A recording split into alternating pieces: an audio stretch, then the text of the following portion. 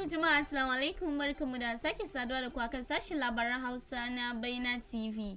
Labaran Hausa na Baina TV akan shirin Labarai Safiya wanda ke zuwa muku kowace ranar Litinin zuwa ranar Juma'a da misalin karfe 6:30 na safe. Mai gabatar muku da labaran Rukayya Ahmad Kaisa. Za ku bi mu kan shafukan sada zumuntar mu na Baina TV. Baina TV akan Facebook da YouTube @baina_TV akan Instagram da kuma @baina media akan Twitter. Sannan za ku karanta duk labaranmu da ke faruwa a Ghana da ma kewaye a kan yanar gizo mu www.bainamultimedia.com. Labarin na zuwa muku daga nan Madina Atomic Junction, Benab House.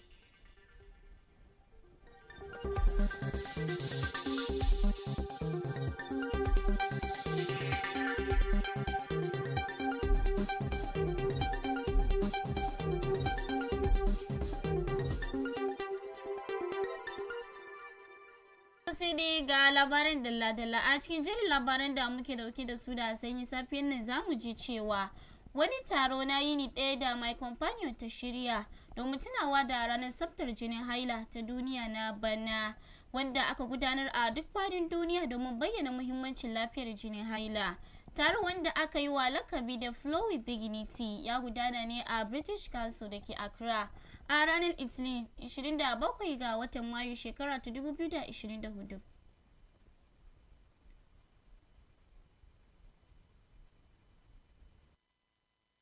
Tun farko, My Companion ta himmantu wajen inganta ilimin tsaftar jinin haila da kawo ƙarshen talauci a Ghana wajen kai yara mata marasa adadi da ilimi da albarkatu. Taron farko na Flow with Dignity ya haɗu da masana, membobin al'umma da masu ba da shawara don yin shawarwari kan tsaftar haila da mafita ga talauci na lokaci. Da take jawabi a wajen taron wanda ta kafa kungiyar Ignite Youth Empowerment Initiative, Obuobia Daku Opoku ta yi tsokaci kan kalubale daban-daban da 'yan mata matasa ke fuskanta. Ta yi tsokaci da sauran abubuwan da ke tattare da isassun ilimi game da haila a matsayi na babbar hanya da ke haifar da talauci a lokacin haila. Ta kuma yi kira ga al'umma musamman iyaye da malamai da su fito fili da 'ya mace akan abubuwan da suka shafi haila. Another aspect of period poverty is something I want to talk about. It's about the limited education about that particular subject.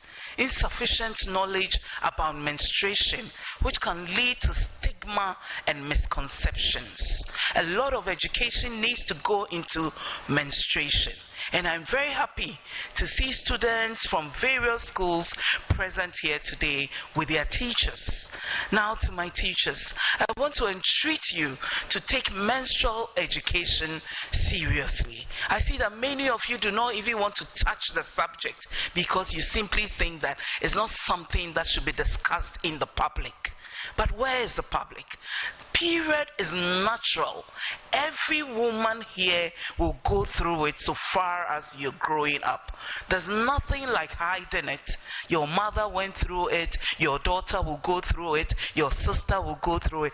Every woman on earth at one point in time, if not for medical conditions, through periods. So I don't think that it's difficult for us to talk about it and educate our young ones who are up.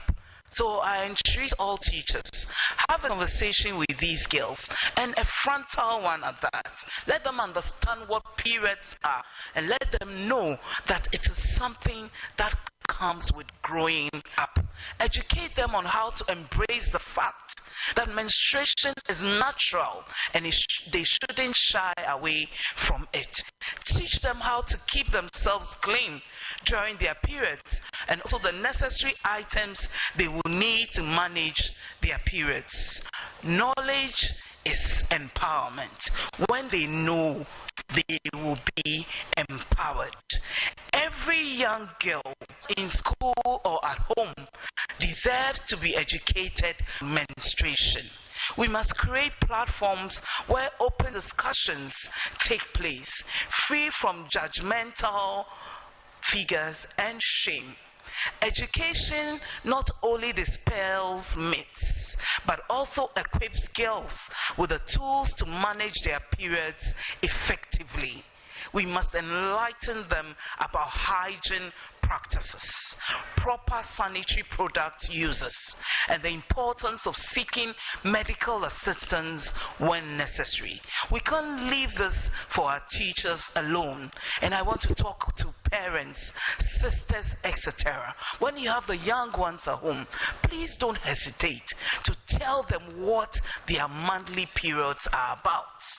What happens when it arrives, and the process that they have to go through whilst they are in the process of their periods. It is not anything that can simply not be discussed. It's time to take action, to put in more efforts, because some of the stories we hear these days are alarming. And at this age, we are still talking about periods.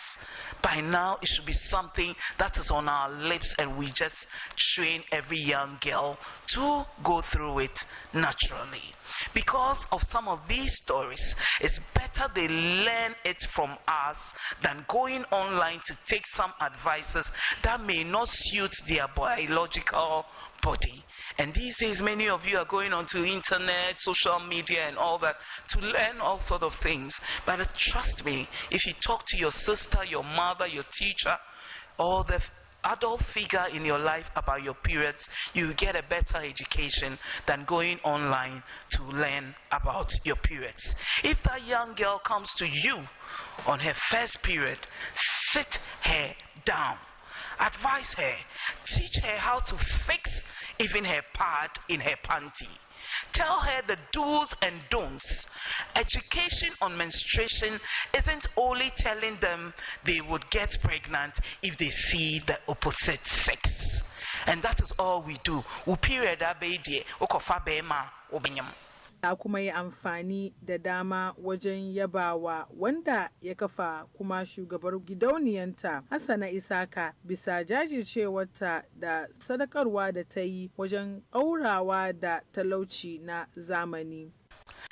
I'm particularly proud to be here as a guest of honor, as I said earlier, but I am proud that Hassana has come up with this, and I am so impressed. Hassana, your commitment and tireless efforts to eliminate period poverty are nothing short of extraordinary.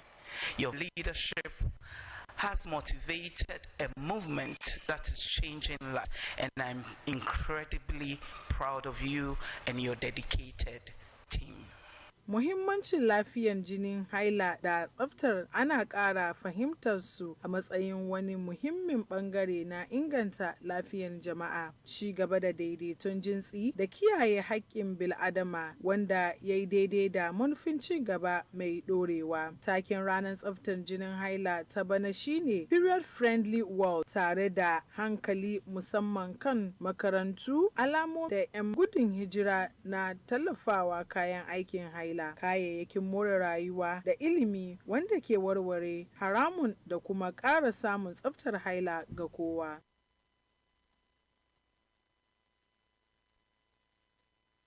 Daga nan kuma cibiyar kwalejin kwararrun musulmi ta Ghana ta gudanar da wani shiri na karfafawa matan musulmi a Ghana. Taron ya gudana ne a babban dakin taro na masallacin kasa Kanda Accra a ranar Lahadi 26 ga watan Mayu shekara ta 2024, tare da tunatar da mace musulma alhakinta na zamantakewa da kuma ruhinmu.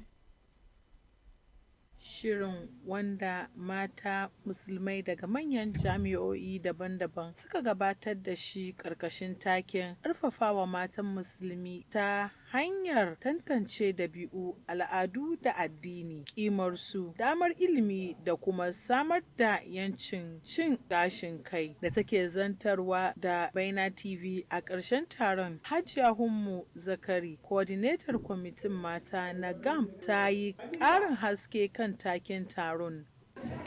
Program ga sunan shi Sisters Forum. yana cikin programs da wanga organization ke organize. Wanga program an yi shi ne ya hada mata su zo su zauna su tattauna abin da ke damu matsalan da mata ke fuskanta cikin unguwanninmu. So shi wanga abin da ya sa muka organize cikin wanga program da timun shi ne ya bari mata mu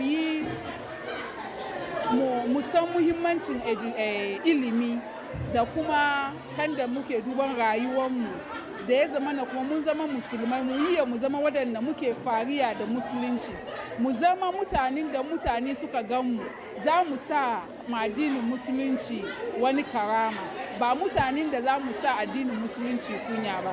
So shi wanga program abin da ya sa yau muka organize kenan mun zo muka yi magana da mu da yaranmu da ke universities da SS mu musu magana kan da za a yi su ma su nemi ilimi su zama wani abu su nemi ilimi su yi aiki su bar shiga social media suna tambayan kudi wajen maza suna bata muna suna.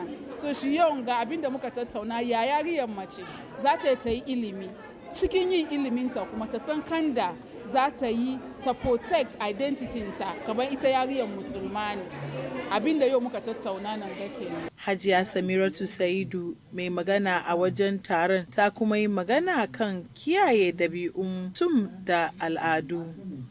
Mun zo mun tattauna kan lamarin yadda za mu taimake juna.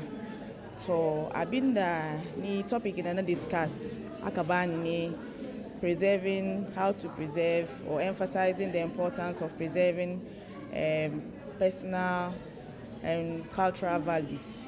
Isa wannan ne inda kaman ke musulmi ko ke yariyar musulma, as you have to set certain goals for yourself, whether professional goals ne na batun aiki ko zuwa school ko me, ke kuma musulmi kuma cikin wannan lamarin neman ilimi ko namalin wurin aiki ya yi zama ne kamar an yi ka samu kanka cikin wani lamarin da ya kamata ka offend ko ka yi wani abu da bai dace kan addinin musulunci ba.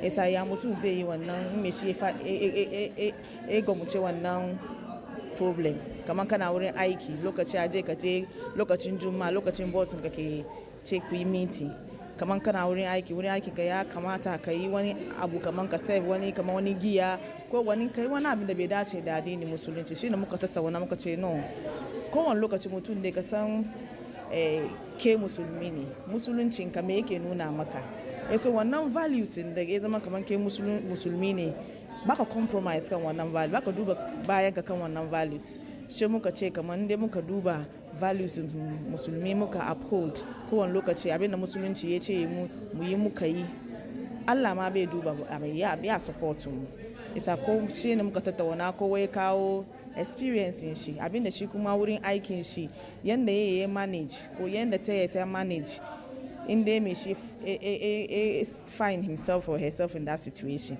A nata bangaren Malama Rahama ta kuma shawarci matasan musulmai 'yan mata kan gudanar da rayuwa mai kima tare da gargadinsu da su ɗauki iliminsu da addininsu da muhimmanci.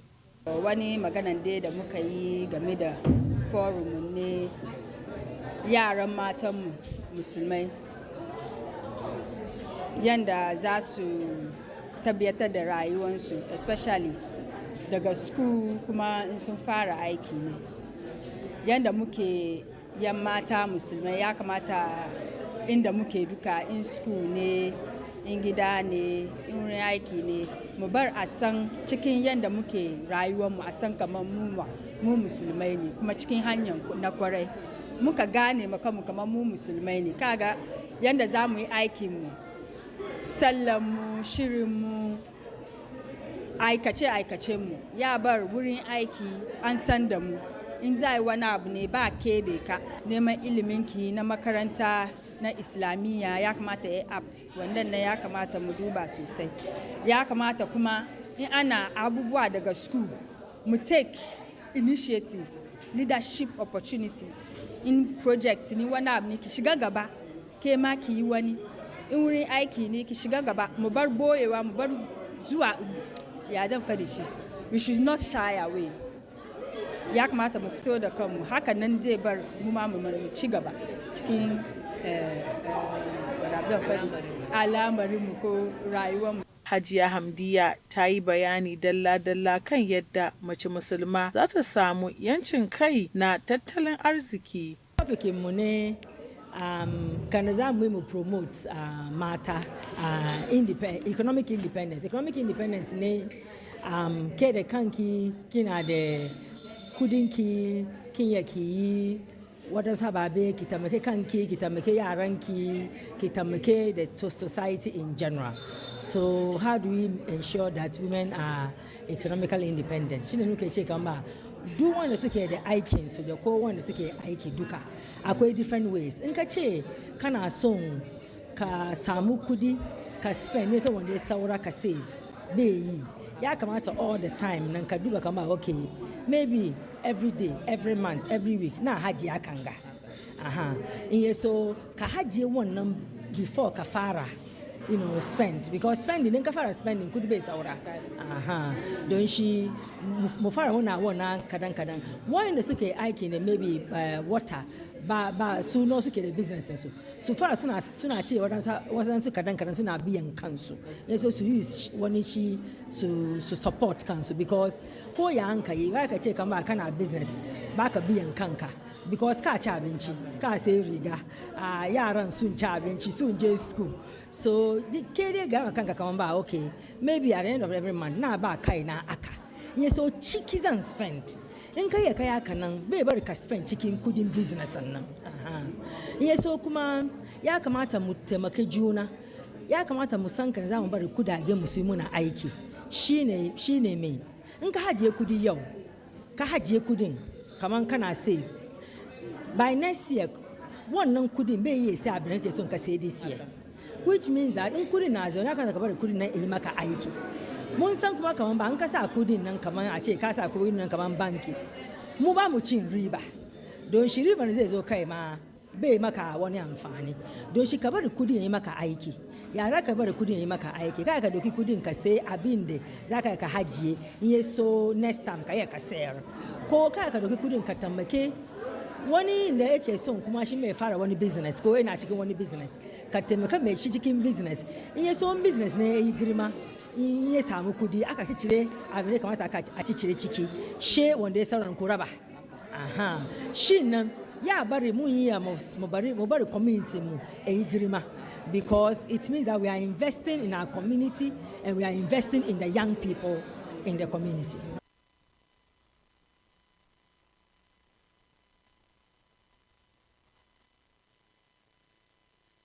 A siyasa za mu ji cewa jam'iyyar National Democratic Congress wato NDC ta kira da gaggauta yin murabus ko kuma korar babban mai shari'a kuma ministan shari'a Godfred Yabuadame bisa zargin rashin da'a. Bukatun jam'iyyar ya biyo bayan fitar da wani faifan sauti na mintuna 16 da suka yi ikirarin cewa yana da hannu akan Mr. Dame a cikin wani shiri na yin tasiri a shari'ar kotu da ake yi wa shugaban marasa rinjaye Dr. Atofosin.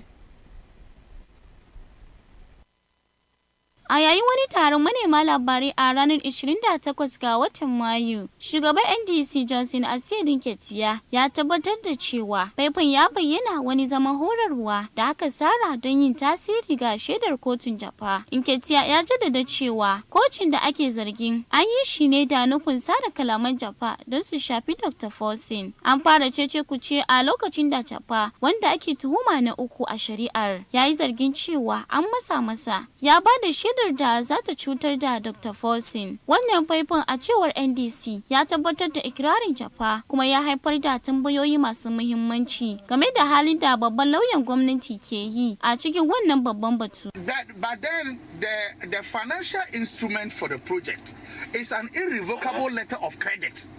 So that credit letter has already been sent.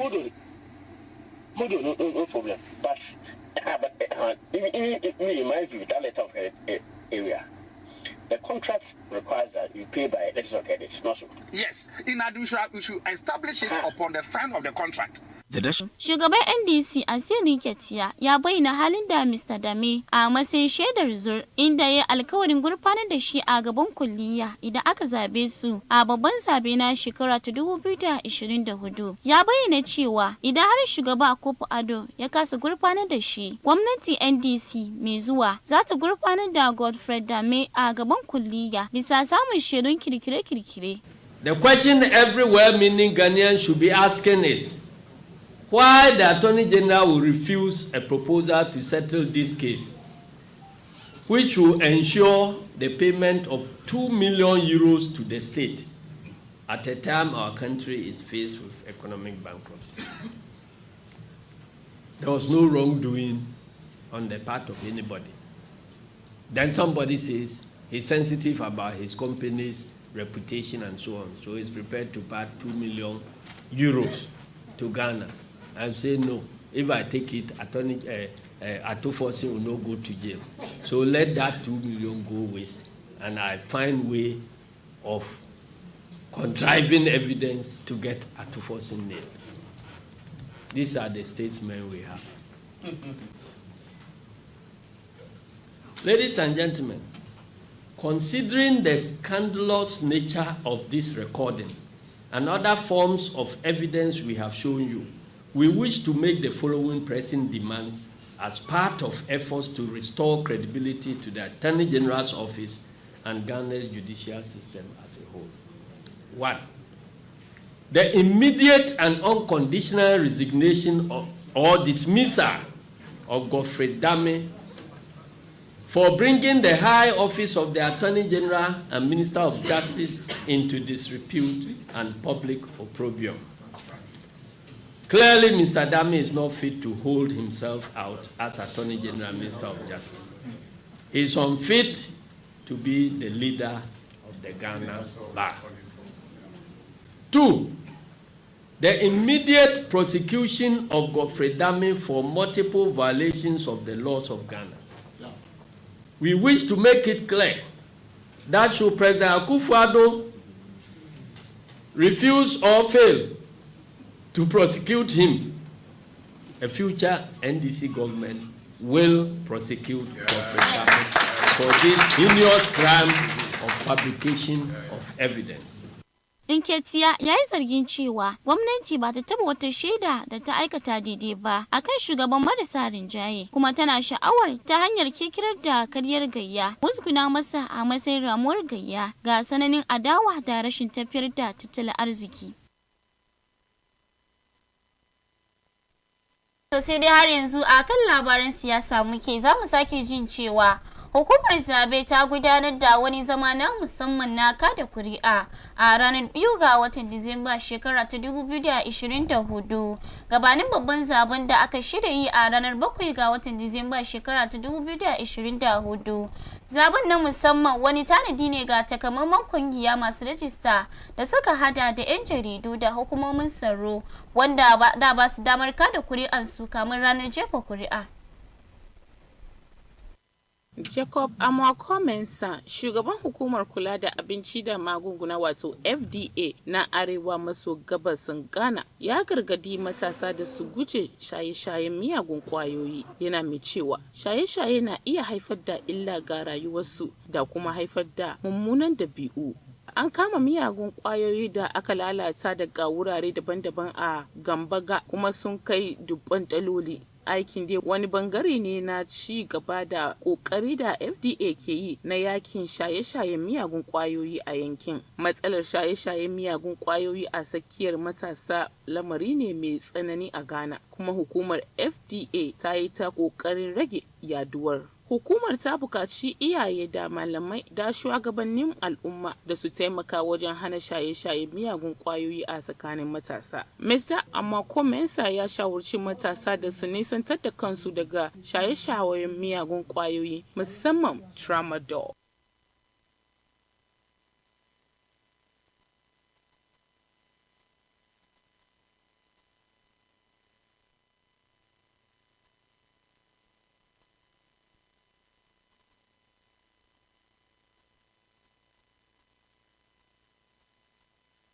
A gaba gaba za mu sake jiwa hukumar da ke kula da ingancin magunguna da abinci na arewa maso gabas ta kaddamar da yakin shan miyagun kwayoyi a yanki inda ta kwace tare da lalata kayayyakin kiwon lafiya.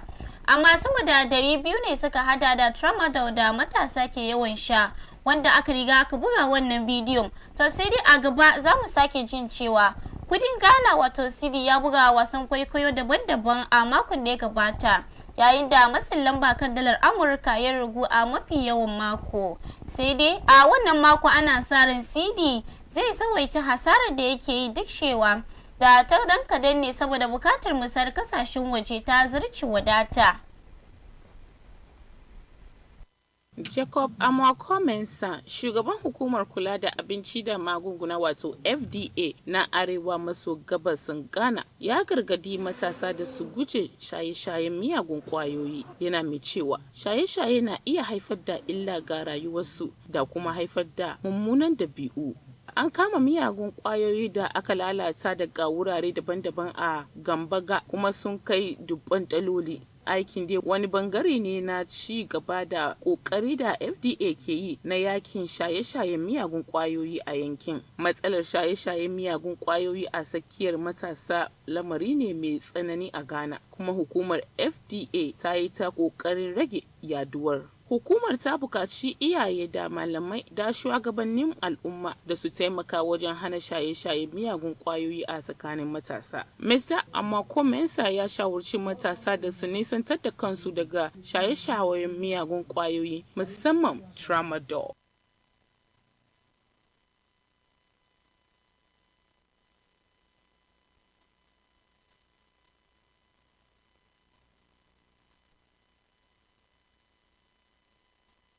To sai dai jama'a duka na muka ga muka shin labaranmu na yau. Insha Allah da yamma za mu kawo muku cikakkun labaranmu da misalin karfe 5:30 na dare. A madadin abokan aiki na wanda suka taimaka don kawo mana labaranmu na safiya.